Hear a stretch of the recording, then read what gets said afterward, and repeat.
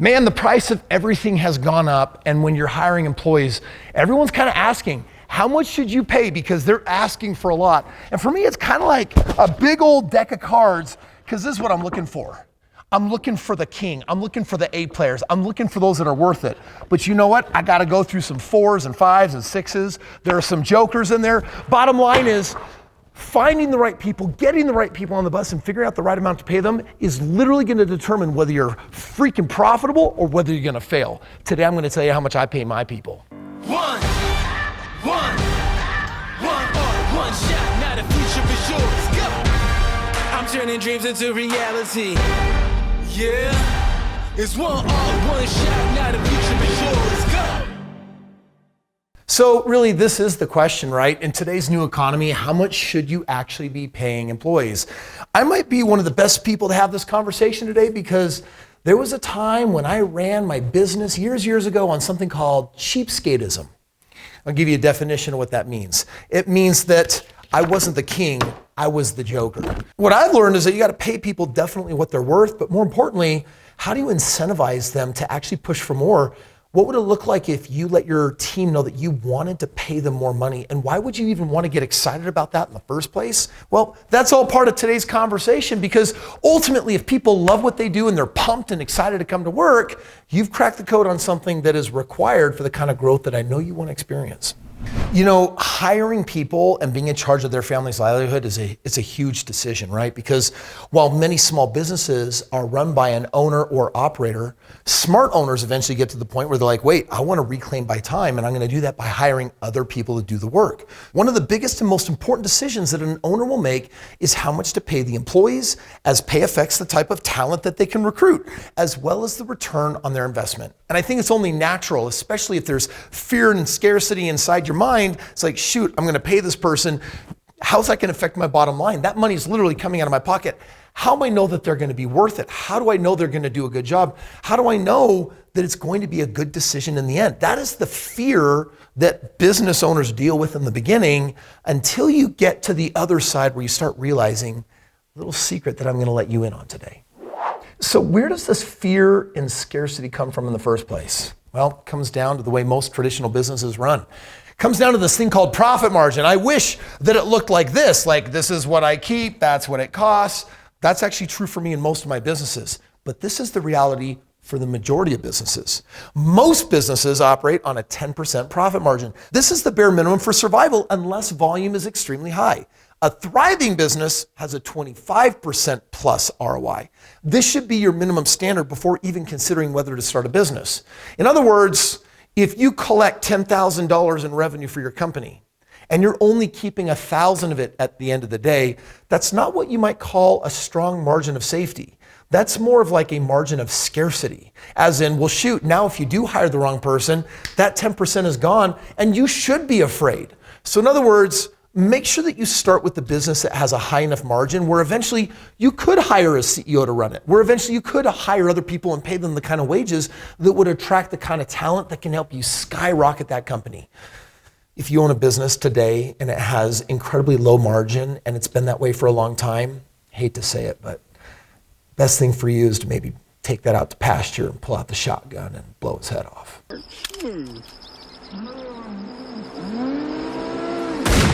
Probably should have done that a long time ago. But no one taught you, no one told you. I'm telling you right now, it's probably the right call. Tell you what, business is a hard game, and sometimes you don't have that mentor in your back pocket that's going to shoot straight and tell you what it is that you need to be doing to do it smart. And I'm telling you right now, you need to have a strong margin. One, because if things go wrong, then you've got some leftover dough to survive because maybe you got tighter on your margins. But it also means that, hey, if I want to scale and expand, I've got the margin that I can dish the money out so that we can actually grow this sucker. That is really the goal and the dream. Now, let's just take a look at common business expenses. I'm going to do a little scenario here so that you understand this game called margin a little bit. Check it out. Businesses have property, equipment, inventory, marketing, debt, and then of course wages. In other words, a company has a lot of things that they need to manage and deal with. Wages are only one of many business expenses. So when you calculate your profit margin, you need to calculate all the overhead, the cost to acquire customers, and every other cost in order to arrive at what you can afford to pay in wages. I'd also go so far as to say, I hope you have a good financial controller or at least someone running the books, because what you really need to make good decisions is a P&L, as a profit and loss statement. And if you've got everything accurately recorded, all of your revenues and all of your expenses, you can figure out what real profits are. Like, for example, check this out. Let's just say that my business brings in $1 million a year in revenue. But let's also say that my company has $500,000 in overall expenses.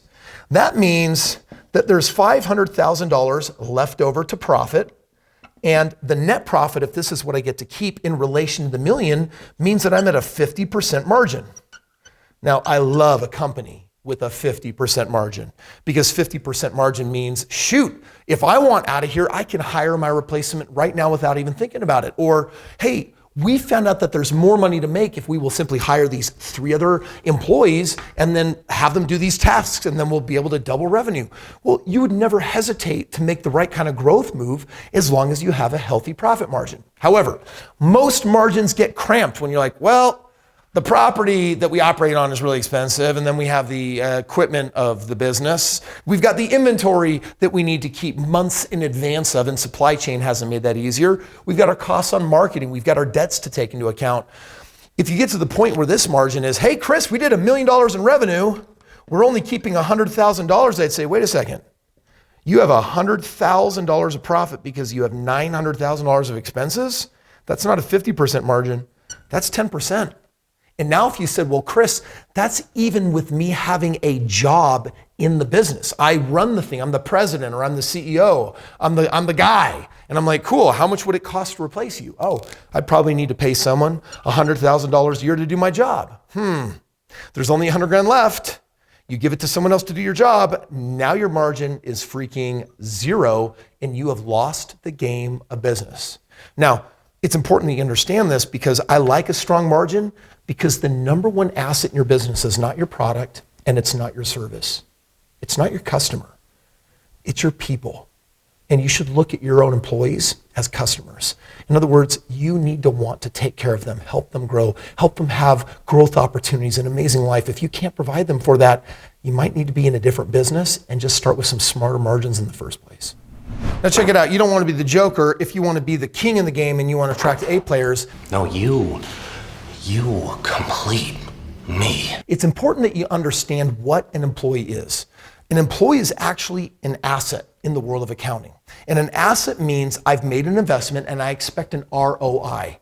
Shoot, Kris, are you saying this is just like buying a piece of real estate, that if you put money out on the property, you expect something to come back? Or you buy a lovely piece of art and you want it to grow in value? What I'm telling you is that when you employ someone, you should be able to get an ROI on them. How much? Well, I like to get a 4X on my employees. That means that if you're looking to expand your business, a common rule of thumb is that each new hire should give you a return of 4X of what you pay them. So for example, if you're paying someone a salary of $50,000 a year, 4 times that would be you earning $200,000 in gross revenue. Doesn't have to be profits, right? That would be crazy. But just in gross revenue alone. I find that a lot of struggling businesses, when they have a need, they just hire someone. I'm like, no, you can't afford to make that decision right now. You're gonna hurt yourself. Your decision needs to be based on what is the ROI of that person.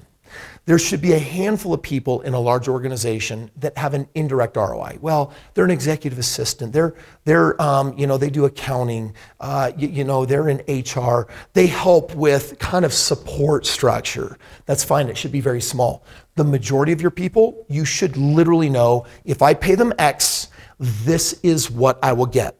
Now, there's a reason why I want you to understand the ROI that you're going to get on someone.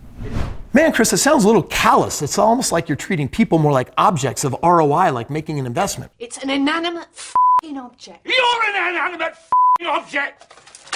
No, these are real people. They have dreams and hopes and fears, just like I do in my reality.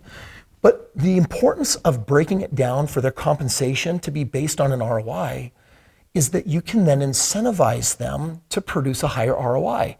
Hey, you're producing X for me, but if you produce X and Y, I can actually give you a bump. And that means that now there's an incentive for them to want to earn more money. As a general rule of thumb, I want the people on my team to have some kind of component to their hourly or salary wage that has like a bonus or a commission or incentive that says, hey, you're hired to do these things, but if you do these things, this is how you grow. Because I'm going to tell you, in today's world, these people will come and they're going to ask for raises. And unfortunately, they're taught to do that the wrong way. They'll come and they'll say, wow, I've been here for a long time, so I deserve more money. That's not the way a business works. It's not even really based on seniority. The question is, teach them how to create more value for you and then share a piece of it with them. You do that, and now you have more of a partnership. I feel like I'm partners with the Hulk. You know, the only job I ever had was back in college. And I remember when I asked my boss for a raise and he looked at me, he's like, why should I give you a raise? And I'm like, well, you know, I've been here for a while. And basically he said no, but didn't actually teach me what I needed to do. So I thought, man, I don't ever want to go through that again. I don't like the feeling of rejection. I wonder if I need to do something worthy of a raise. And so what I did, I took a different strategy. I went a short while later to that same manager and I said, hey, listen, if I have some extra time, there's a department over here that I think could make some serious extra money. Could you give me some permission that I could go over here and actually work on this a little bit? And here's how I think I generate the revenue. He's like, sure, go ahead. I wasn't asking for money. I was asking for permission to make more money for the company. So you know what I did? I took that next 6 months and I ran hard. I developed this small little team. I got them on track for making over $1 million a year. 6 months later, I went to my boss and I said, hey, we're on track for producing over $1 million in revenue and growing. Can I get an override on a piece of that? And you know, they said, sure. It's not like I was even asking for a raise. I was just saying, hey, can I get a piece of the action? Well, the piece of that action actually gave me a 40% increase in my take home. It was massive. So guess what I did 6 months later? I found another department in the company that was underserved, and I did the exact same thing. And 6 months later, I got another raise. Well, I put myself into a really great six-figure position, and my real estate portfolio was growing so well that a day came when I was doing so well, 6 figures in the company and outside the company, that I had the freedom, and I also had a lot of money sitting in the bank where I could walk from that job, and I created that flexibility for myself because I realized my boss's job was not to give me a raise. That was my job. My question for you in watching this video, have you created a path? Have you educated your people on how excited you are to give them a raise? You should be excited as long as you're doing the math on what they need to do to get that raise, because everyone wins if you set it up the right way. So let's talk about how you hire and also retain top talent. In 1913, Henry Ford, someone that has been a mentor to me through books, I've loved reading his story, he was having issues with high absenteeism and chronic turnover. Famously, in January of the next year, Ford doubled the wages to $5 a day, which in today's dollars is equivalent to $17, and productivity surged. Ford doubled his profits in less than 2 years. Listen, I think there's a take-home lesson here. If you have an issue with retaining talent, you may want to consider paying them more. And I know what you're thinking, Kris, that sounds like a good strategy for going out of business. Listen carefully. I don't hire someone unless I know every day 3 drivers, activities that they need to self-report out on. And those 3 activities lead to a weekly KPI that is a key performance indicator for their ROI or the revenues that they generated. It's your job as a business owner that before you hire someone, you don't just say, hey, here's the job description, good luck. You're not supposed to do that. What you're supposed to do is actually know that if they do these activities every day and produce this weekly outcome, how much revenue it's going to generate for you. And then you're giving them a piece of that action. Furthermore, you're showing them right out of the gate how to get a raise so that you don't ever have to have them tap you on the shoulder and say, hey, I'd like to maybe have an uncomfortable, awkward conversation about how long I've been working here, maybe getting a raise. I beat them to the chase. I'm in there saying, no, you read me wrong. I want to give you a raise. I want to promote you. I'm here to give you more opportunities. And here's how you get it. Now we become partners and now we start winning. So don't be the cheapskate like I used to be once upon a time.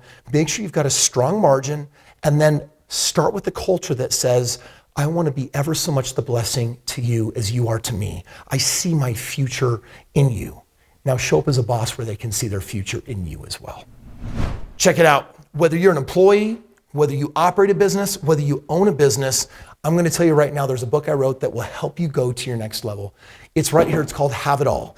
It's how to give yourself a raise so that you can take the money and invest it successfully, or it's how you can graduate from operating a business to owning a business and hopefully businesses.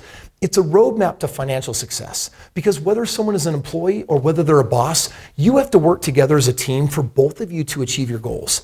This book really does show you how to invest successfully, what to do with your time, what to do with your money, so that you can excel both either as an employee or as a boss. Ultimately, put yourself on track like Warren Buffett, what I'm doing these days, in merging, doing acquisitions, buying several companies on a monthly basis. This will show you how to build wealth that will buy you back your time with the money that you need so you can have the real freedom that you want. Getting a raise is a part of that, but there's so much more to the story. Get the complete roadmap.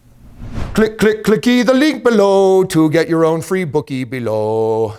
Do you think that'd be a great jingle? Don't drop that in the comments. I'll only get hate and trolls.